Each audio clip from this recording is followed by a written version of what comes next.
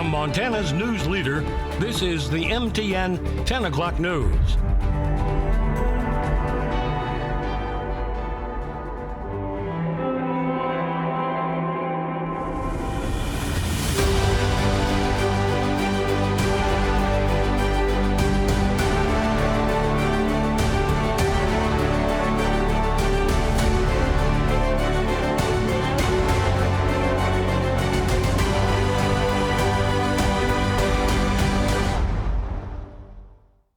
Welcome into a special edition of the 10 o'clock news. I'm Tom Wiley here at Bobcat Stadium in Bozeman, where Montana and Montana State played their annual rivalry football game earlier today. It's one of the biggest days on the Treasure State calendar every year, so over the next hour, we'll take an in-depth look at the Brawl of the Wild as well as the high school football state championship games. But first, here in Bozeman, it was another top 10 matchup between the Bobcats and the Grizzlies.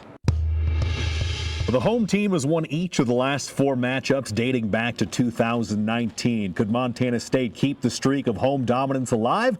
The number 2 Bobcats opened up as a double-digit favorite, and they opened the game with a methodical 9-minute, 80-yard drive, capped off by a 4-yard touchdown run from Butte's own Tommy Malott. Picture-perfect start from Montana State, and it's 7-0. Jump to the start of the second quarter. Grizzlies putting together a drive. Eli Gilman up and over a defender for a first down.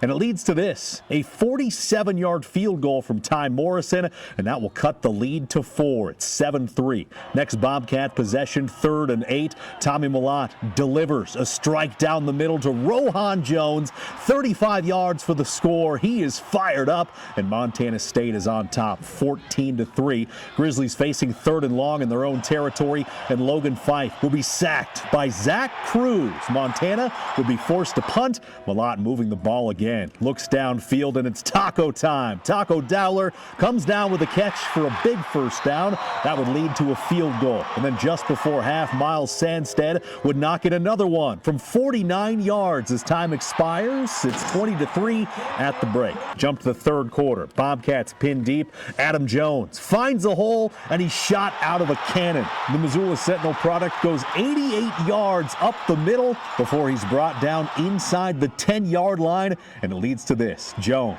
from 3 yards out powers through the defense and into the blue turf. Montana State would open up a 27-3 lead, and then the weather got wild to start the fourth quarter. Sleet and freezing rain coming down on Bobcat Stadium sparks something in Montana on 4th and short. Logan Fife completes to Aaron Fonts, who fights his way down to the goal line. He was injured on this play and would not return to the ball game. But Eli Gilman finishes the job, dives in for a touchdown as Montana finds the end zone for the first time on the afternoon, 27-11 after the 2-point conversion, but any momentum was quickly extinguished. Adam Jones bowls over 2 defenders for his second score of the day. How about 25 carries for 197 yards on the ground for Jones, and the Great Divide Trophy changes hands for a 4th straight year. Montana State finishes the regular season with a perfect 12-0 record, knocking off their rivals 34-11. History made. For the first time ever as a program, the Montana State Bobcats finished the season 12-0, locking up the outright Big Sky title in the regular season finale with a 34-11 win over the Grizz. We've really tried to appreciate every opponent that's in front of us, appreciate every opportunity that's in front of us, prepare in a similar fashion every week. And you know, it didn't quite go our way last year. You know, a couple close games went the other way. Obviously, we didn't play well over Missoula last year. With this team, I think back in January made his mind up that you know, we're not going to get in front of ourselves at all, and that goes back to each daily workout back to January. And you know, and we've talked a lot about, hey, this isn't just talk. We have to live it. And, you know, no more than right now. It's even last week, the commissioner brings the trophy in and set it down. We got more to accomplish, you know, and our guys embraced that. They weren't interested in sharing the conference title. Yeah, that Big Sky Conference Championship trophy is obviously cool to have, and it means a lot, but there's nothing better than carrying that Great Divide trophy and around the stadium and the locker room and being able to, you know, put the helmet on top of it and touch that. the cat side of it is just amazing. It's a surreal feeling, and that's the one that we were after, and we got it today. You know, we want to take it one day at a time, but we definitely have that end goal in mind of, you know, making it to Texas, going to Frisco. And being at home is a huge deal. Going on the road is always a tough thing, and especially teams have to come into this environment. You know, this Bobcat Stadium can take a hold of the opposing team, and it's really hard to, you know, overcome something when you get down early in Bobcat Stadium. So that's huge. I'm excited for that. Excited to get guys more healthy and, you know, keep it rolling. In Bozeman, Grace Lawrence, MTN Sports. Well, it's a tough pill to swallow for the Montana Grizzlies as they fell here at Bobcat Stadium to lose for the 4th time since 2015 on the road in the Brawl of the Wild rivalry. But there's still football to be played as Montana ends the regular season at 8-4 and now looks ahead to the FCS playoffs. They were too much for us today. They have a good football team. They did a good job. I approve of our guys' effort. I thought our guys prepared really well this week and played hard. We didn't execute cleanly enough or make enough plays to come in here and knock them off. So good by them, not good enough by us. Montana was limited offensively all day, and third down conversions would go on to doom the Grizzlies on Saturday as UM went just 2 for 12. Even as the Grizz defense was holding firm against the #1 offense in the FCS, UM couldn't make them pay on the other side. I thought we were 2 of 12, and that ain't very good. That's what I think. We need to be better on third down. That goes back to executing. Eventually, the Bobcats broke the dam, thanks to an 88-yard scamper by Missoula's own Adam Jones in the third quarter. Once MSU scored a few plays later, it was too much for the Grizzlies to overcome. I'm looking at the rush total, and I would say that's got to be about 225, not 325, you know, for us to win the game. So they did a really good job. You know, they should be proud of their guys. They're solid up front. They know what they're doing. The running backs, they run hard. They finish their runs as well. As you can see, we didn't get off on third down enough with them and gave up some big plays and can't win doing those. The Bobcats made them pay to reclaim the Great Divide Trophy, but the Grizz still have sights set on more football as they await the selection show on Sunday to find out what lies ahead in the playoffs for Montana. Yeah, you know, everybody's 0-0 to start a new season, so I don't mind the position we're in. It's certainly not where we want to be, but we're willing to fight and go deep in the playoffs. Reporting in Bozeman, Kyle Hansen, MTN Sports. With a win in Cat Grizz and North Dakota State falling to South Dakota, the Montana State Bobcats are almost a sure lock to get the #1 seed in the FCS playoffs. With the loss, the Montana Grizzlies will likely drop out of the top 8 and end up in that 9-16 range and still host a first-round matchup. Scott Breen and Casey Conlon will have more on the playoff scenarios later in the show. When we come back, we'll take a look at your forecast before diving into state championship Saturday on the high school football field. Stay with us.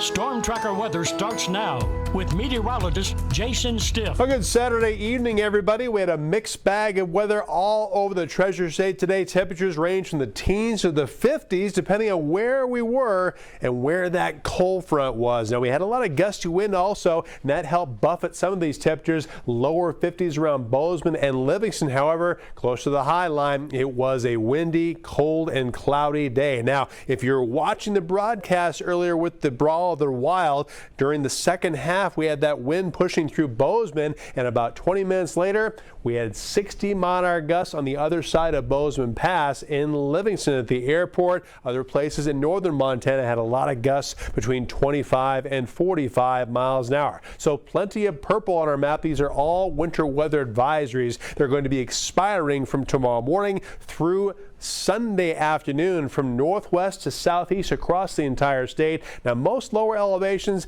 likely between 1 and 3 inches of snow. A lot of places are going to get less than that, but we'll have some icy spots here and there, so make sure you drive carefully. And we also have our winter storm warning out for areas just east of Glacier Park. That lasts until 5 o'clock tomorrow morning. Some places in excess of 4 to 5 inches of snow with some lower visibilities and some icy, snowy roads, so make sure you're careful. Now, you'll notice we have that cold front pushing through south central Montana right now. Not a lot of snow right now. We're going to have a little bit less than what the models were depicting earlier in the day when I was looking at this and forecasting our weather. We have some more snow from areas around Beaverhead County, getting closer to Dillon as well as Whitehall. Then we get through Bozeman, Livingston, Big Timber, but not nearly as much as the models were depicting earlier. So we still have the chance for some winter-like weather, but it's not going to last very long. We're going to have a colder day on Sunday. Ridge of high pressure pushes overhead on Monday, and then a couple more chances for some snow are moving our way. The first one's coming in on Tuesday. Should be light amounts for most of us. A brief break early Wednesday,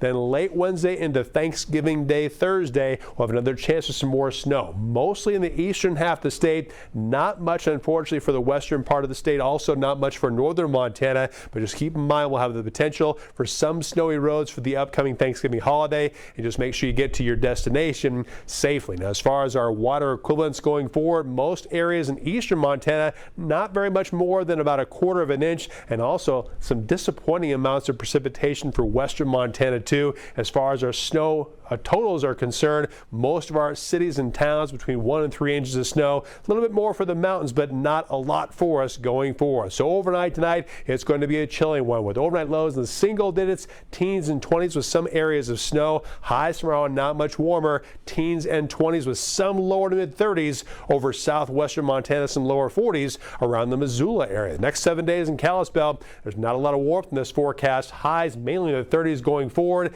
with some more good chance for some snow by Tuesday and Wednesday. For Missoula, also below average temperatures each and every day starting on Tuesday, with highs dropping down to the lower 30s. For Butte, not a lot of warmth in this forecast. It's going to get colder, especially as the overnight lows dropping down to the single digits and teens every single day, especially starting Monday morning. For the Bozeman area, we'll also have more temperatures in the 30s going forward with a couple of chances for snow, but not very much. For Great Falls, we have a lot of cold air coming in late next week with the daytime highs falling into the 20s, and the overnight lows are going to be awfully chilly too, mainly in the single digits and teens. It's Championship Saturday in the Treasure State. Find out which high school football programs etch their names into the history books. That's when we come back.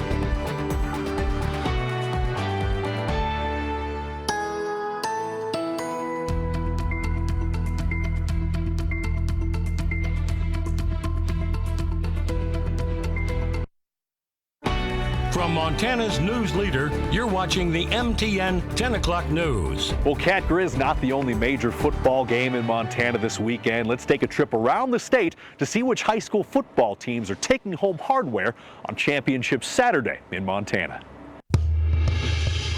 Some familiar foes here in Class A. Central won a convincing regular season matchup. Laurel looking to get a little revenge as we find out who reigns supreme in Class A.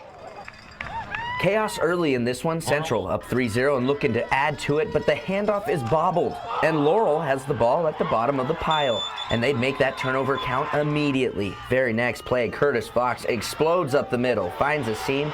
No one's going to catch him, and the Locos would jump up 7-3. Very next drive, though, the Rams have an answer. Jack DeBorg says, anything you can do, I can do a little better. Tough running, including that mean stiff arm to set up the Rams in the red zone. Few plays later, and DeBorg goes Superman into the end zone. Rams back in front, 10-7.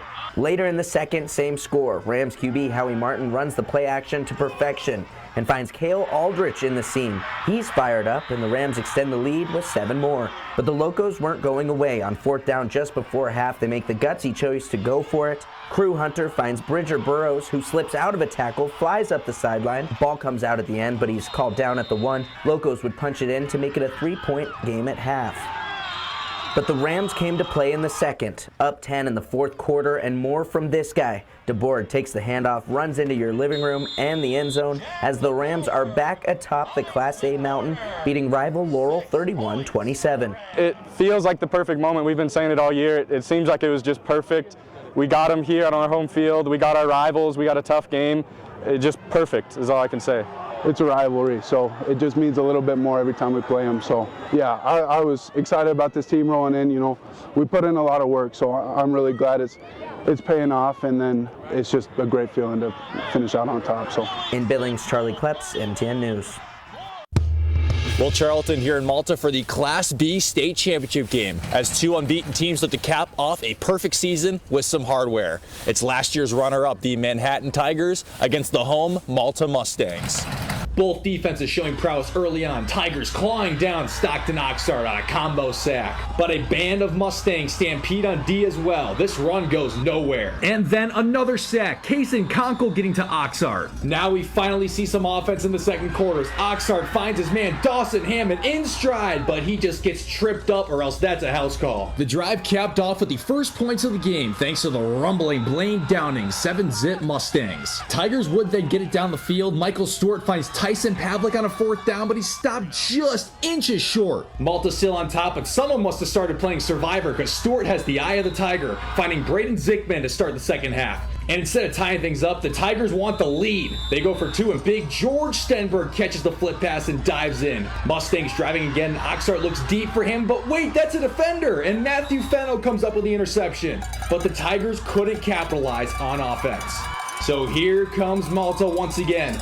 Oxnard's looking end zone, and it's caught! Trayton Wilkie with the leading touchdown to make it 13-8 after a failed two-point try. And with the game on the line, a 4th and goal from the Malta 9-yard line, Stewart looks end zone, and it's picked off! Hammond seals a state title with an interception, and Malta wins its first Class B crown since 2006. I knew I just had to stay in my zone and play my spot, and then I saw the throw, jumped it, picked it off, and I knew it was game over.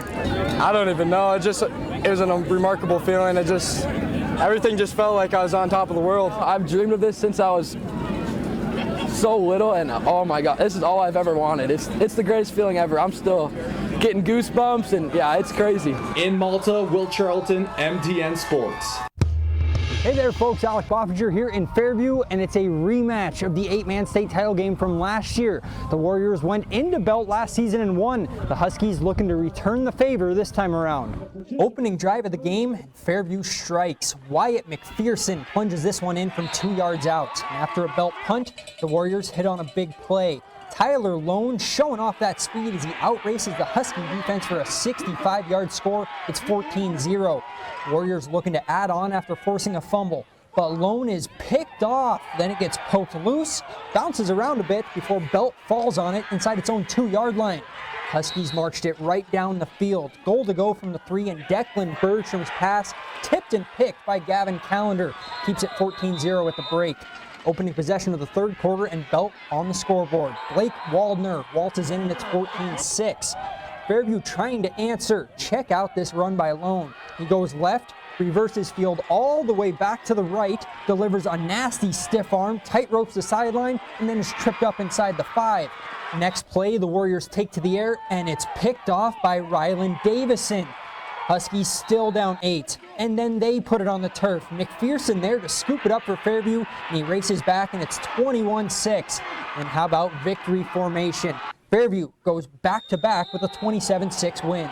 After seeing what they said this whole week, yeah, it's definitely more sweet beating them.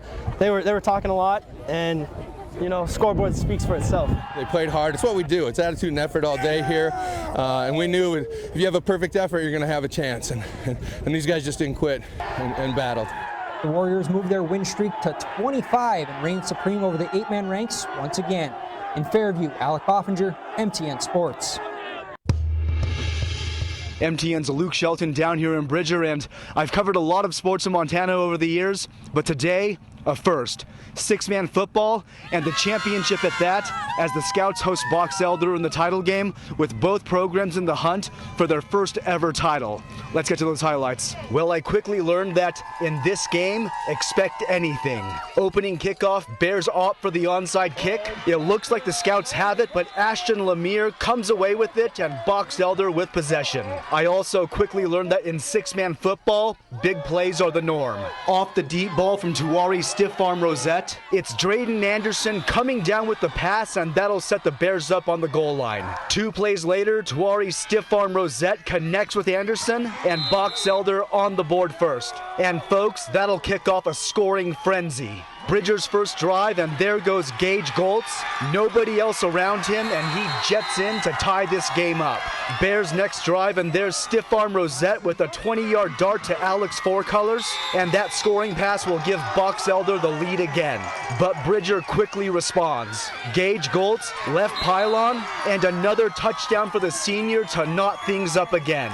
And I tell you what, this game like a marathon and a sprint all at once. Stiff arm Rosette to Fourcolors, and he'll tightrope the sideline and barrel in as the Bears retake the lead.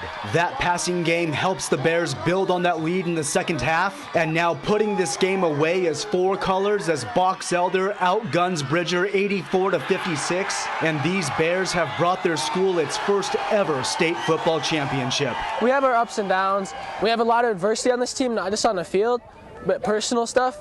We find a way to overcome it, and it makes us stronger, so that helps us a lot. I think 4 months ago there was only a handful of people in the state that thought this was possible, and they were all sitting in a locker room together. We were down a few players, and we knew that it was going to take a full team effort, and they trusted each other, and they got it done that second half. It was just phenomenal. In Bridger, Luke Shelton, MTN Sports. Well, Friday night saw the first domino fall in the state football championship picture as Helena Capital claimed the Class AA crown over Glacier. So for now, let's take a look back at the moment that this year's Bruins became state champs. For the 13th time in program history, the Capital High Bruins are your Class AA state football champions. They bought into what we do. They bought into Capital High football and our philosophy and our mantra, we not me. And they truly were a very unselfish group. When you get unselfish groups together, you know, this is what you can do. And it was that unselfishness on full display as Capital led by as many as 21 points Friday night, ultimately down in Glacier 34-21. I mean, we're all friends, you know, and we all just love each other. We want to play harder for each other. I mean, we all love each other so much, and we just have a chemistry no one else has in the state out. And for Capital's father-son head coach QB combo, this trophy will carry with it some extra weight. Oh, it's fantastic. Got a little teary-eyed there. But no, it's great. It's something we can hold on to forever, the rest of our lives. It's probably one of the greatest feelings in my life, you know. We won one sophomore year, but obviously, you know, it didn't feel like it was earned enough, obviously not playing. So I knew my senior year I wanted to just go out and win one with him. And this year's Capital High team featured a whopping 29 seniors. What a way for them all to go out on top. Reporting in studio, Johnny Walker, MTN Sports.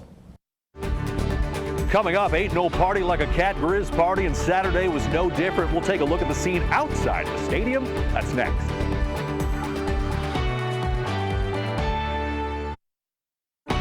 From Montana's news leader, you're watching the MTN 10 o'clock news. Well, Cat Grizz in Montana means three things: a fierce rivalry, the Great Divide Trophy, and one of the best tailgating scenes in the entire country. MTN's Edgar Cedillo takes us outside the gates of Bobcat Stadium for a look at the annual festivities. It's one of the biggest rivalries in college football, and it brings the state of Montana together, but it also splits the state in between the Cat fans and the Grizz fans. So let's check out how this tailgate went ahead of this year's Brawl of the Wild.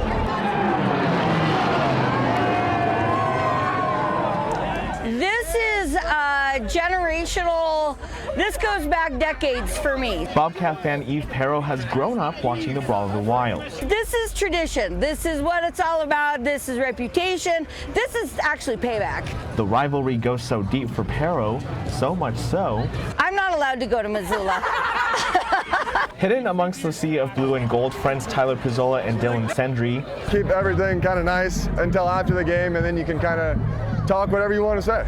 We're friends until kickoff after. Yeah. Split households were definitely pretty common in Bobcat territory. His kids both went to school here. Okay. I lived in Missoula for 30 years, and so it's, I think we just love what it means for all of Montana. We're from a split family. I went to school here for a little bit.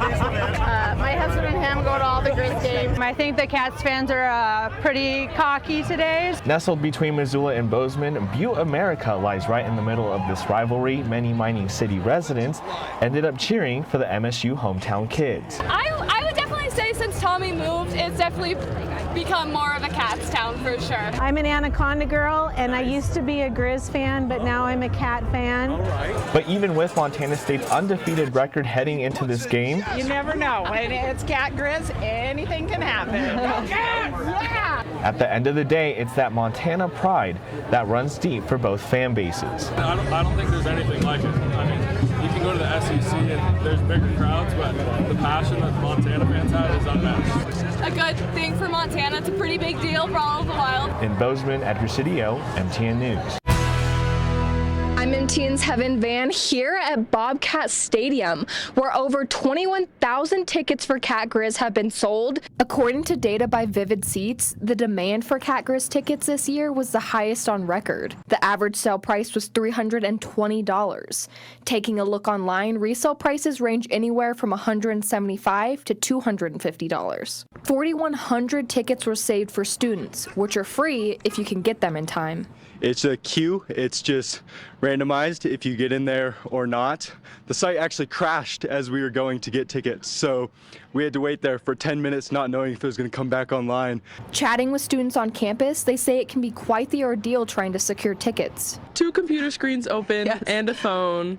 I logged on like 15 minutes before. It was intense. MSU's Michael Becker says student tickets were gone in just 35 minutes. It was like, it happened really quick, and then it like shut down and said that there weren't any tickets left, but then it like came back, and then it was like 5 minutes, and then we got tickets. In Bozeman, Heaven Van, MTN News. Coming up, we all know that the Cat Grizz rivalry divides the state, but just how even is the Treasure State split between fans in Montana and Montana State? We'll look to an unlikely source for the answer. Stay with us.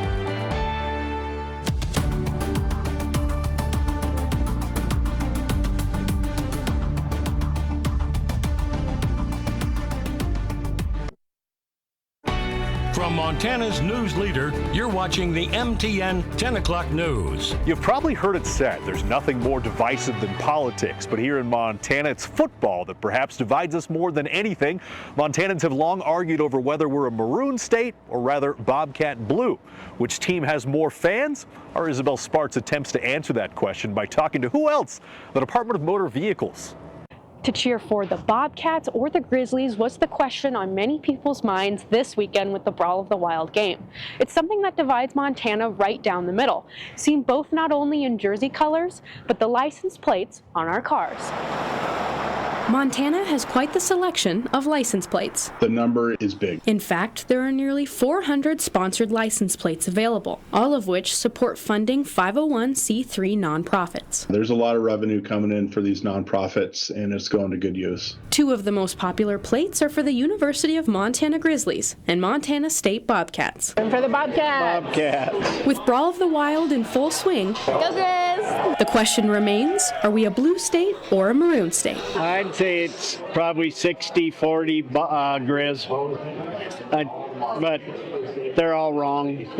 Somewhere in the ballpark of 65-35 for the Cats. 70-30 Cats.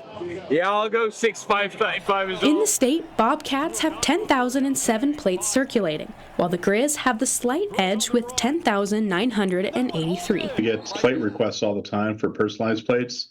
And we get quite a few for Cat and Grizz, and they're not always nice. So we don't usually let those get out of here, but they're competitive. As you'd expect, in Missoula County, nearly 94% of those are for the Grizz, and in Gallatin County, the Bobcats also dominate with 94%. People have a lot of pride in what they put on their vehicles, so I've seen that emotion through the years. Yeah, people love their plates. I don't have a Grizz plate, and I probably should.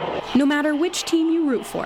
Go Grizz! Let's go Cats! Let's go Cats! It's clear that Montanans have a deep-rooted pride in their plates and their teams. Just barely, we're a maroon state. In Billings, Isabel Sparks, MTN News.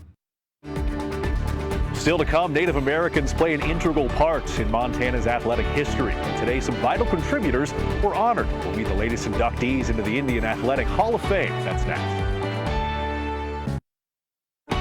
From Montana's news leader, you're watching the MTN 10 o'clock news. The history of sports in the Treasure State is filled with Native American athletes who've left an indelible mark on the history books. And today in Helena, the Montana Indian Athletic Hall of Fame inducted 16 individuals and 2 teams into its ranks. MTN's Ryan Berg takes us to the ceremony. The Montana Indian Athletic Hall of Fame announced to this year's inductees they're not only being honored for their impact in the sports world, but also their influence on Montana's indigenous culture. So let's meet some of this year's recipients. Hundreds gathered and celebrated athletes and teams who were honored and inducted this year to the Montana Indian Athletic Hall of Fame. Of those honored was track star Jerome Big Hale.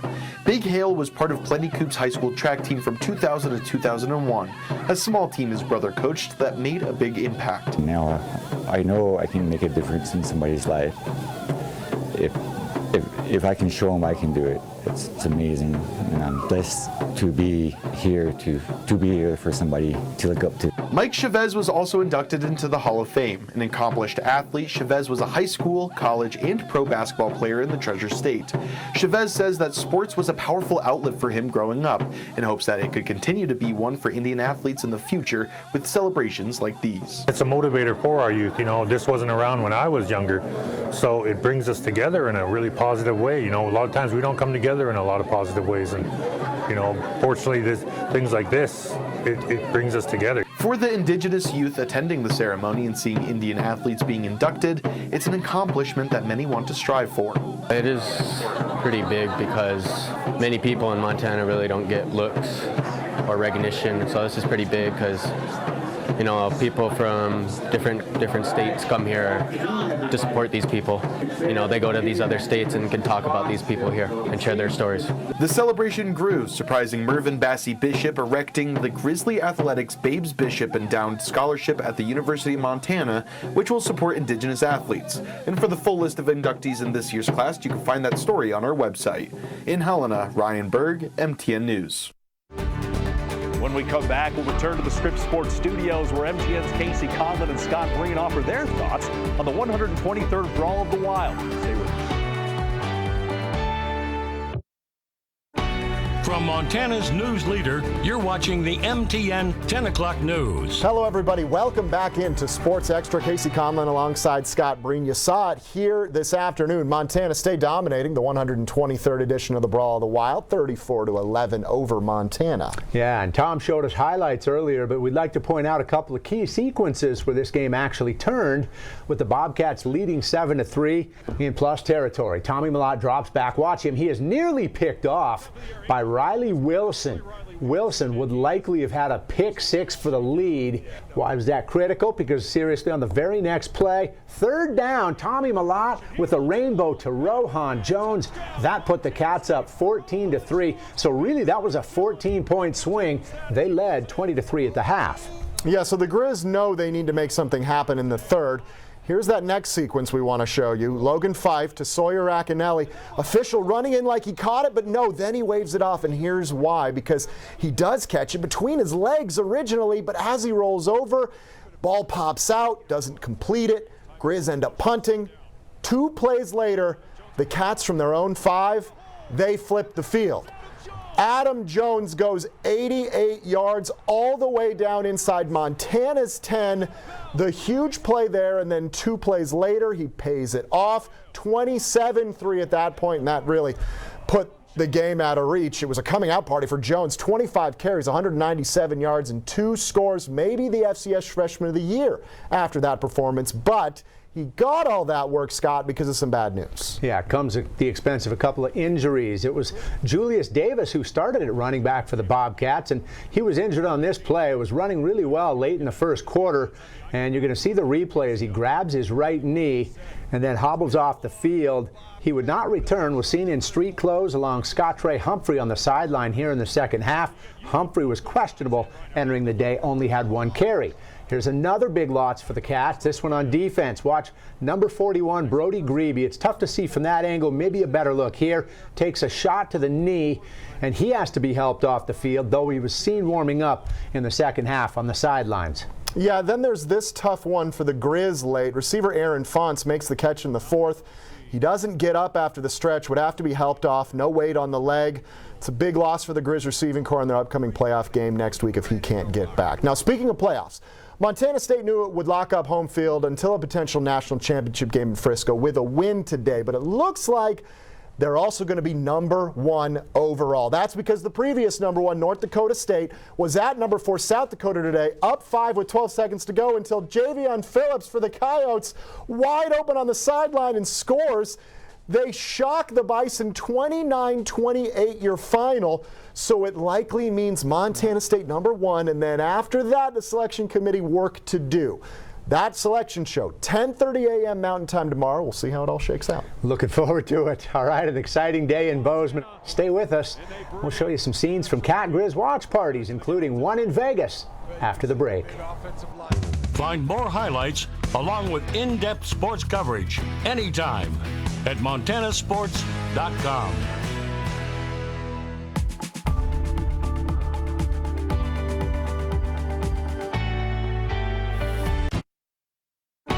From Montana's news leader, you're watching the MTN 10 o'clock news. If you couldn't make it to Bozeman for the 123rd Cat Grizz football game, there were more than 100 watch parties around the country where fans could tune in. MTN's Derek Joseph was on hand for one of the biggest events in Missoula. Many of the people who couldn't make the trip down to Bozeman stayed right here in Missoula and watched from their local bars. And there were many Grizz fans enjoying this game, along with a few Cats fans as well. Although the Brawl of the Wild did not go the way Grizz fans wanted, many of them were at the popular bars across town to watch their team play in the biggest game of the regular season. Even if the game doesn't go their way, fans like Levon Miller enjoy watching the game among friends. I watched him build the Washington Grizzlies Stadium, so I've been a season ticket holder since then, and I always come downtown to watch the games when it's an away game because I like the community of the Grizzlies. Among a sea of Grizz fans at Red's Bar, there was one lifelong Bobcat fan who was making more noise than anyone else. I have been a Bobcat fan all my life because my grandfather and his 5 brothers were on the first Bobcat team in Butte in 1898. Karma Gilligan has watched this game from Missoula for over 40 years, and as a peace offering, she makes a pregame snack for the Grizz fans to enjoy while she cheers for the Cats. I ring the bell when I make a touchdown. Sometimes I don't ring it very much, but they laugh, and I bring Chex Mix at the start of the game so people can enjoy the Chex Mix while they're watching the game. In Missoula, I'm Derek Joseph, MTN Sports. Jay Cohn, Alex Eshelman wrapping things up from the Grizz Cat Watch Party here at the Torrey Pines Pub in Las Vegas. Alex, your first time here. The Cats dominated, but it was really a fun afternoon. What was your takeaway from being here for the first time? Well, first of all, Jay, so happy to have you here in Las Vegas. As you know, I was in Bozeman for a while, and then I covered the entire Big Sky Conference, now here in Las Vegas, and it's so happy to kind of be reunited here with you. Right, we got to co-anchor the pregame show last year, so nice to be back again. I know, we were in Missoula last year, now here in Las Vegas of all places, but it felt like we were right back home in Montana. I mean, the amount of people who were here, and it was kind of a crazy day. You said that there was a power outage. Yes. After last weekend when the power outage blackened Washington Grizzlies Stadium, apparently that bad luck followed me down here. So for most of the first half, the bar was dark. They couldn't serve any food or alcohol, but the fans persevered. They did, and exactly what you just said. We were talking to some fans in that second half when the lights were back on. They were watching, and they said, we were not going to leave. We were going to stick together, and to me, that is just the epitome of what Montanans stand for. Absolutely. So now it's on to the playoffs, but just to show you how middle of the road we are here at Scripps Sports, we ordered a special item from the menu here at Torrey Pines Pub. It's a Montana pork chop sandwich. You can't get any more middle of the road than this. I'm gonna have to taste this and see if it's up to Butte standards. Yep.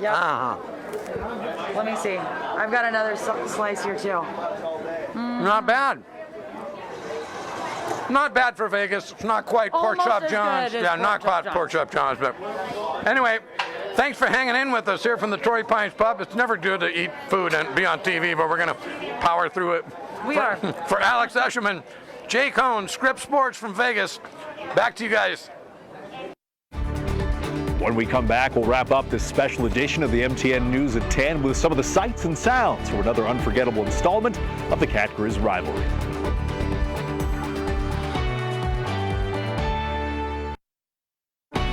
From Montana's news leader, you're watching the MTN 10 o'clock news. And that's all she wrote, folks. All that's left to determine is how the postseason dominoes shake out. But while we wait for the results on Selection Sunday, we'll leave you with this final look at the 123rd Cat Grizz rivalry. I'm Tom Wiley. So long from Bobcat Stadium.